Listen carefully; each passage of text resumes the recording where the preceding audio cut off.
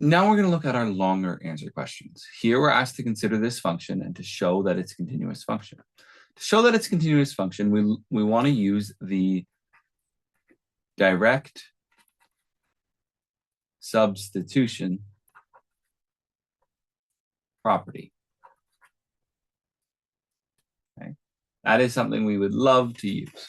So to use the direct substitution property, what we're going to do is we are going to notice that there's no domain constraints. There are no domain constraints.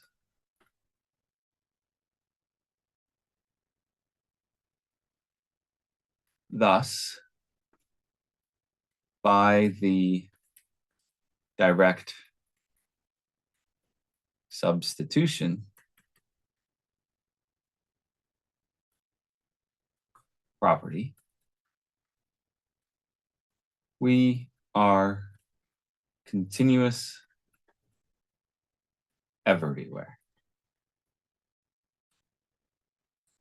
What you'll notice in these long answer part B questions is the argument we use will show up more and more in these questions. The rapid fire questions, it was if you know the theory, what's the answer? Now we care more about the argument. In part B, we want to show that the limit as x approaches infinity equals infinity, while the limit as x approaches infinity of e to the x minus e to the minus x all over 2 equals infinity minus 0 over 2, which equals infinity over 2, which equals infinity. And I have shown that the limit goes to infinity. Now, this is how we're computing the limits. Okay. Now, there was another question that I had that I think I removed. And it was show that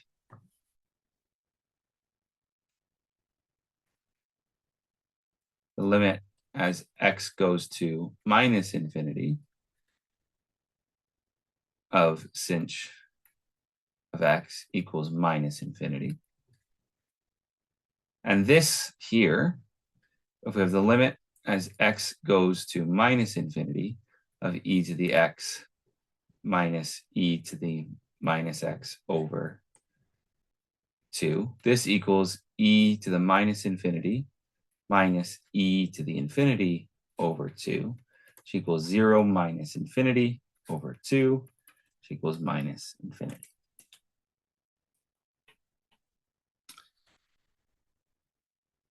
In part C, we want to show that the inverse function of ln of x plus the root of, or the inverse function of the inverse of the sinh function, arcsinh, is ln of x plus root x squared plus 1.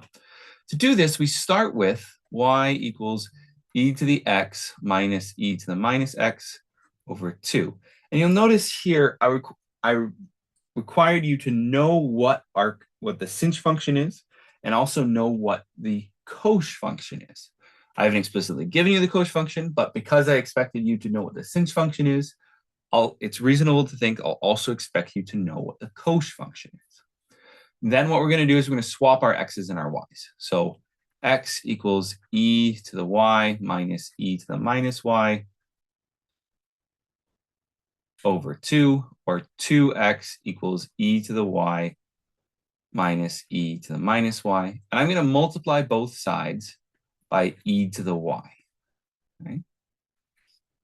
And this gives me 2x e to the y equals e to the y, e to the 2y minus 1.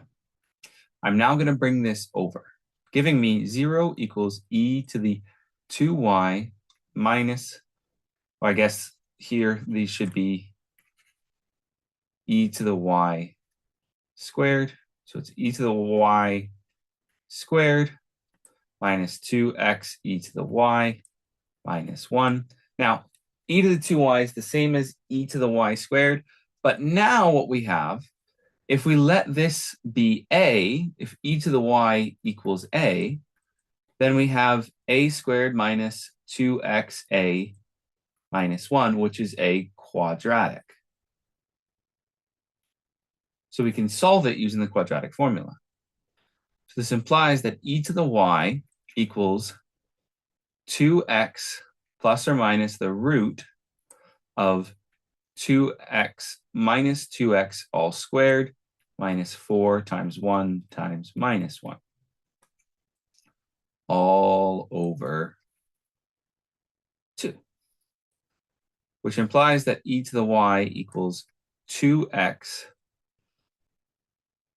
plus or minus, and we get the square root of 4x minus 4 all over 2, which implies that e to the y equals 2x over 2 plus or minus the root of 4 times x squared minus 1 all over 2, which equals x plus or minus 2 root x squared minus 1 over 2, which equals x plus or minus the root x squared minus 1. Or x squared plus 1. And now, as e to the y is always positive, as e to the y is greater than 0, we take the positive case. So e to the y equals x plus root x squared plus 1. And now I take the ln of both sides. Give me y equals ln of x plus root x squared plus 1. And I have my result. Nice. This gives us our solution.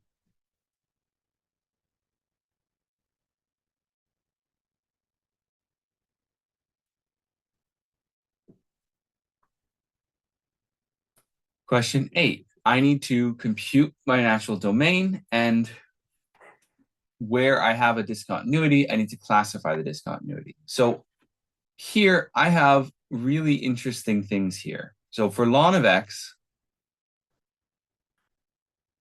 well, x is greater than or equal to 0. But this also happens when x is less than 1. So I have x is greater than or equal to 0 and x is less than 1.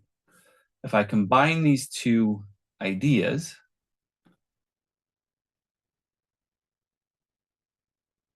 if I take 0 and I say I'm greater than 0 and I'm strictly less than 1, overlapping, this gives me including 0, not including 1. So for my first branch, my first part of my function, x is going to be in the interval 0 to 1. Now in the second part, I have no domain constraints. But that's simply at x equals 0. So x at x equals 0, well, my function equals 0. It is defined. Or at x equals 1, sorry. At x equals 1, it is defined. Okay? So x is an element of the set containing 1. And now in my third part, I have the absolute x minus 2 over x minus 2 minus 1. And this has a domain of x cannot equal 2. And x is greater than 1. So if I have x does not equal 2, and x is greater than 1, combining these gives me that I am not equal to 1 but greater up to not equaling 2 and greater, which gives me x is an element of the set 1 to 2 union with 2 to infinity. And now with these three parts, I combine them or take the union of these three sets to get my overall domain. So taking the union, I'm going to take the union of this set, and this set. So I have 0 to 1. I am at 1. So this was my first. My second is I'm at 1. And my third is not at 1 up to, not including 2, up to infinity. So my overall is going to go from 0, and this is at 2, up to but not including 2. And I include 0. And then up to infinity, or x is an element of 0 to 2, union with 2 to infinity.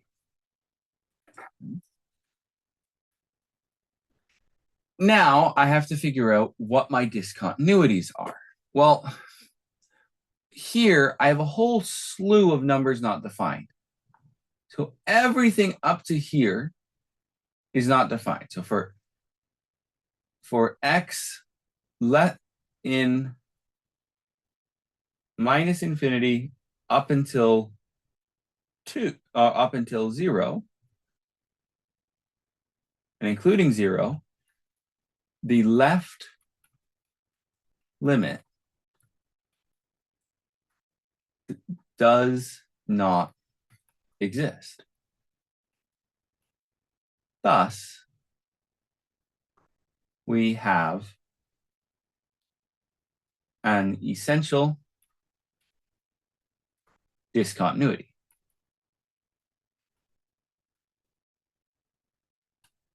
Okay, and you could use the limit as x approaches 0 from the positive, which is the limit as x approaches 0 of ln of x, to show it's an infinite limit at 0.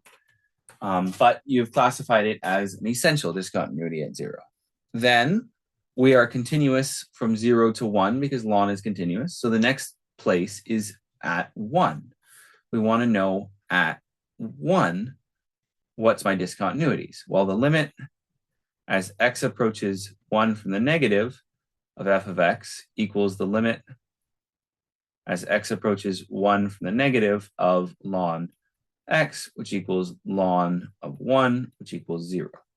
And the limit as x approaches 1 from the positive of f of x equals the limit as x approaches 0 from the positive of the absolute of 1 minus 2 over 1 minus 2 minus 1, which equals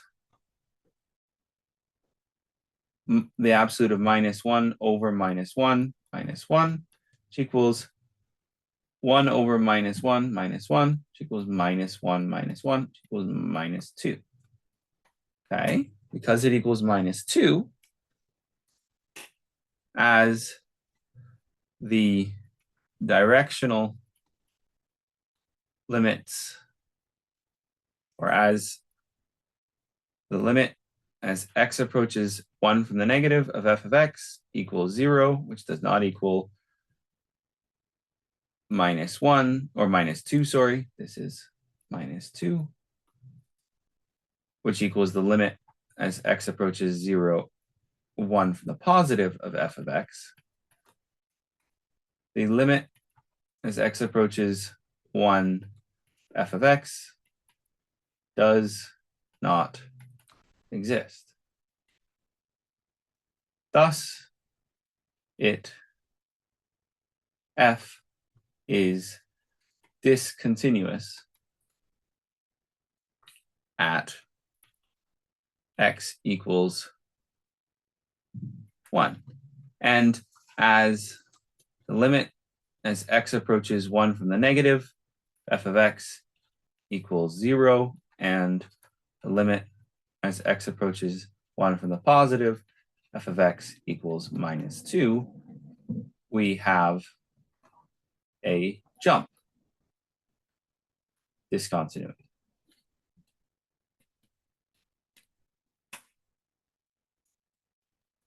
Lovely.